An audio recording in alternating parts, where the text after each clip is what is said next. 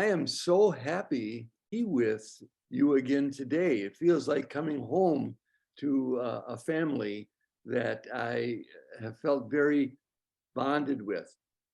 Any people who dedicate their time together to work with the spirit of breath are in a community breath, and that is a sacred dedication. Now, you can say, well, everyone on earth breathes, and that is true. We are a community of beings on earth who share breath. This community has a special purpose in that we are here to consciously share breath. We are not breathing unconsciously. We are here to consciously share breath, to learn about it, to be inspired by it, and to inspire others with it. Why I am particularly excited to be here today is because I get to share with you one of my favorite areas of study. And this has to do with body themes, themes that we carry in our bodies throughout our life that started at a very young age and are still with us in one way or another. Now, all of your natural abilities are either nurtured or underdeveloped in the first 6 years of your life. Now, they can be recovered and given full permission to grow with the proper tools and guidance. I have been doing this work for students all over the world since 1980, because these body themes that we are going to look at today are universal. These body themes are in all cultures all over the planet. A body theme is an enduring constellation of structural and characterological positions a person takes towards their life that reflects their basic beliefs about themselves and their world. These beliefs structure how we survive and how we grow throughout our life. Each stage of human development is associated with a body theme that's adaptive in its formation. In other words, the theme has helped us to adapt and survive, but it can become dysfunctional in its persistence into adult life. Now, all humans face basic themes of safety and abundance, control and freedom of expression, sexual identity, and intimacy. All humans adopt attitudes and postures around each one of these themes. Each theme operates on a continuum from fear-based and restrictive to integrated and highly functional. All humans pass through each of the 6 developmental stages and have elements of each of the body themes. For most humans, however, one stage will stand out with regards to its structural and character influence. And you will have the opportunity today to examine which theme stands out for you. The defenses of the stage that's most prominent for people will most often serve as their default mechanism. And when the person is under stress later in life, these are your unconscious patterns that limit you from living your true heart's desires. Now, they're not based in flaws in your being or set in stone limitations of your genetic or family heritage. They can be illuminated and changed given loving guidance and courage on your part. This is useful for us in knowing and accepting our unique characteristics for ourselves and others. Each of these body themes has treasures beneath it that often lay hidden from ourselves. It's also particularly useful for a practitioner, a breathwork practitioner, attempting to help a client under duress.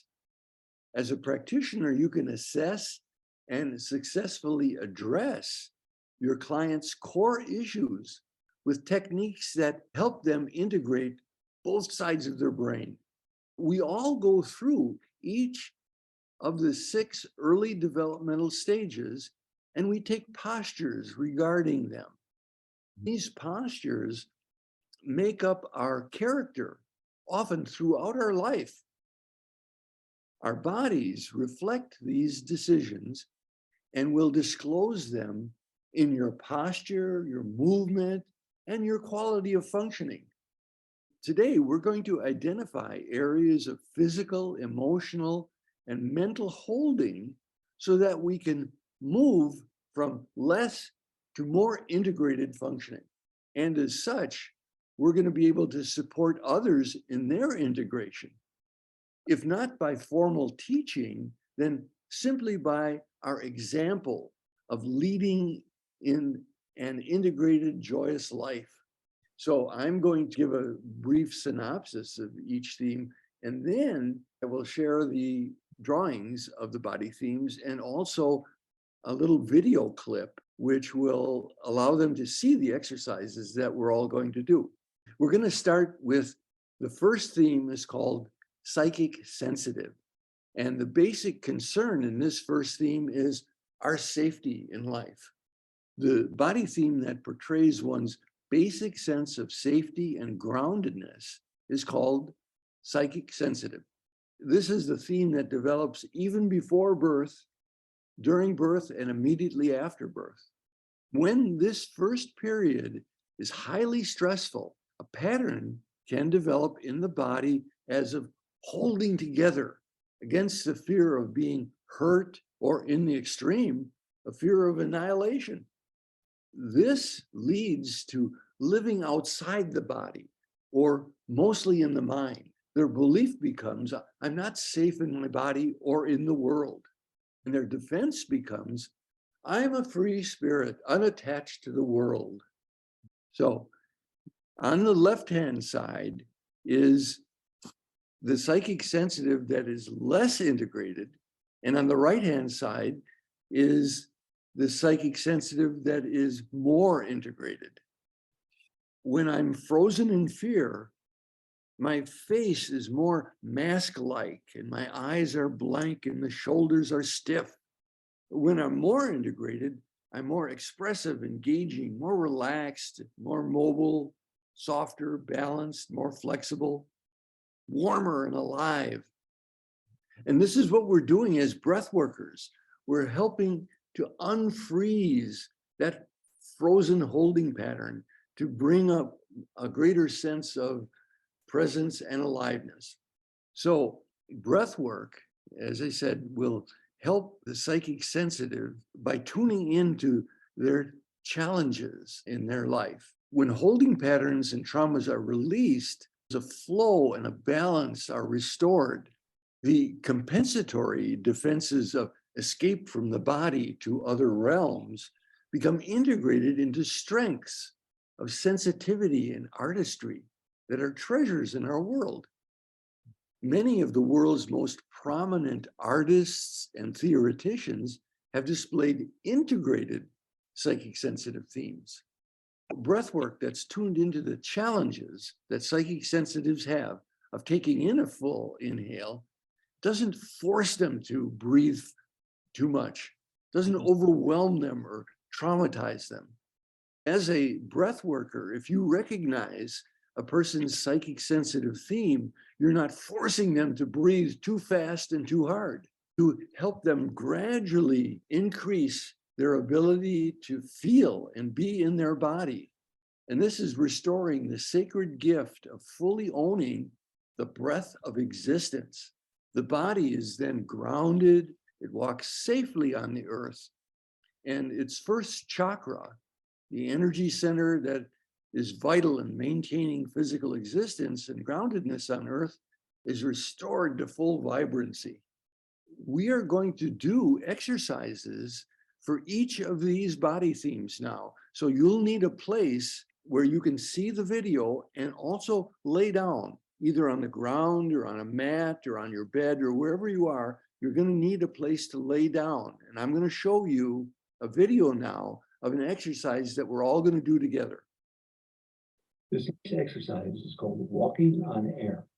It is particularly useful for those with a strong psychic sensitive theme because it helps a person coordinate their movement with their breath. And eventually, towards the latter part of the exercise, movement, breath, and vocalization. Now, this may seem extremely simple to many people, but for a psychic sensitive theme that spends a lot of time out of the body, this can be quite even embarrassingly difficult.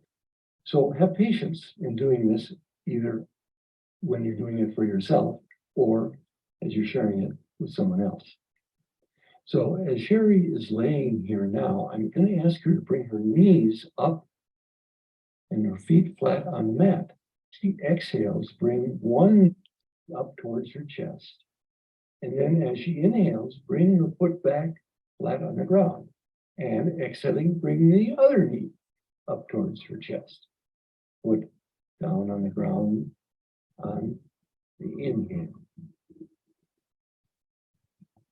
Exhaling just as though the leg were squeezing the air out of a bellows.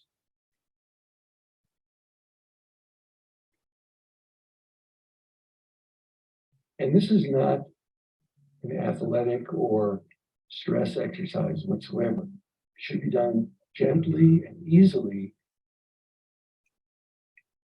to help the person feel safe and at home in her body. So it's exhale as you bring the knee up and inhale as you put your foot flat on the ground. You keep alternating. Okay, there's more to come.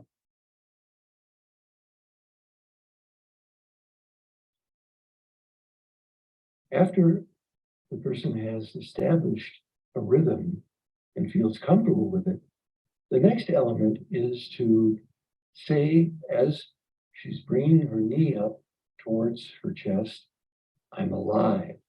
I'm alive. And the other knee, I'm real. I'm real. And the other knee, I'm Sherry. I'm Sherry. And continue. I'm alive. I'm alive. I'm real. I'm real. I'm Sherry. I'm Sherry. Once more. I'm alive. I'm real. I'm Sherry. Beautiful. And then just relax and feel your body.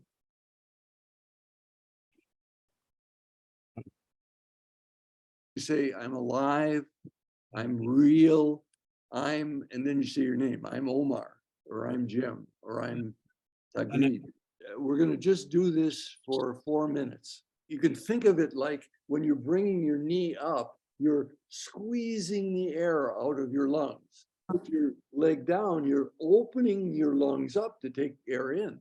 As I was saying, that this can be very challenging for people that are living outside of their body. They get very confused and it's a hard time. So be very patient, either with yourself or with a client that you're working with.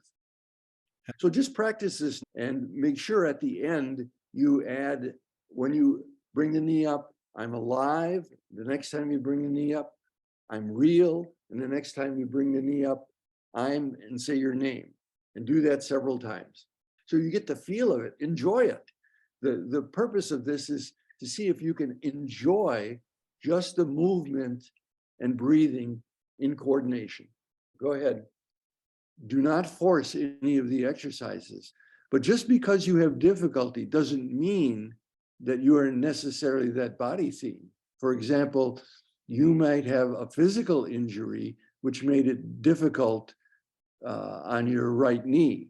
The exercises can be partially diagnostic, but do not make a snap decision just because on one exercise you have difficulty, okay? All of those other things that we talked about are important aspects of looking at the theme that is most relevant for you. So not just one exercise, that's one piece of evidence, but it's not the whole thing.